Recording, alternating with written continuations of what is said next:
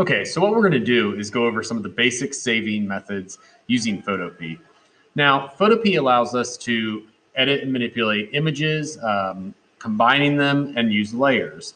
Layers are the most important part of using some software like this. So if we are still going to continue working on the assignment or we want future use of it, we really need to keep our layers. Now, if it's something that you want to upload to, like Instagram or something, and it needs to be a JPEG is going to merge all of your layers. So if you actually were to reopen the file, you will not be able to manipulate each layer independently. So let's take a look at how we do each one.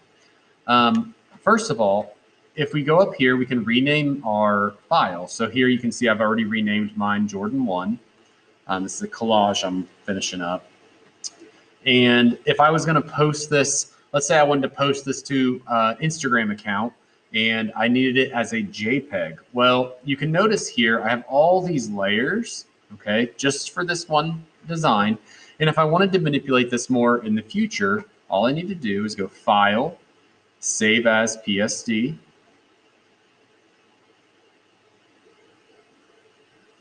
And we just downloaded the PSD file. Now the PSD file, again, is a working file that will open in a Photopea or Photoshop style program, and it will still have our layers. If we go to File and we go down further, so this was what we just used, Save as PSD, we're going to go down to Export As. And when we click over Export As, you can see a bunch of new options. We have a PNG, which is like an image with a clear background. We have JPEG, and we have PDFs. We have even more here.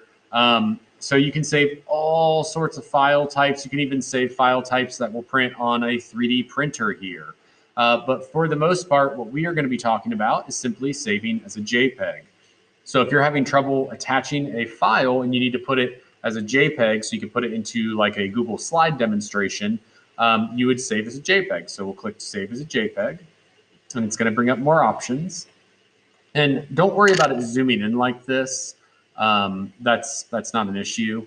But right here, it also has the size, and it's in pixels. You can change that to inches because no one thinks in pixel ratios. So again, if we look at inches, I'm saving this as a JPEG image that is 58 by 38 inches. So it's really, really big.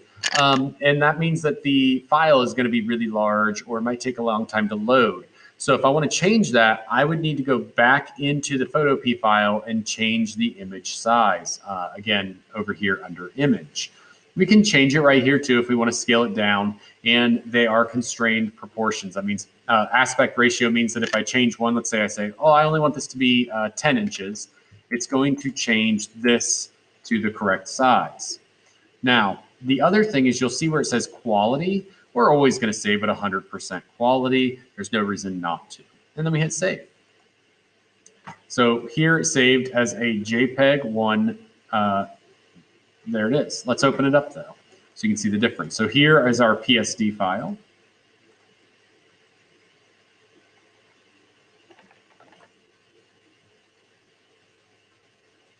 Here's our JPEG. And you can see as soon as I open that JPEG, there are no layers with it. Again, so my suggestion to you is to always have two files that you save.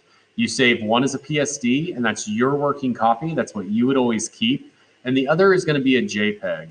Now, a JPEG, again, can be used online. You can use it on Google Classroom, but you can actually upload PSD files as well to Google Classroom. So it's actually really convenient. You really only need to save as a PSD unless you're trying to upload your image to a Google slide or a doc or Instagram or something. Then we would definitely want to save it as a JPEG. But make sure that you have saved your backup file in case you want to do any more changes to it.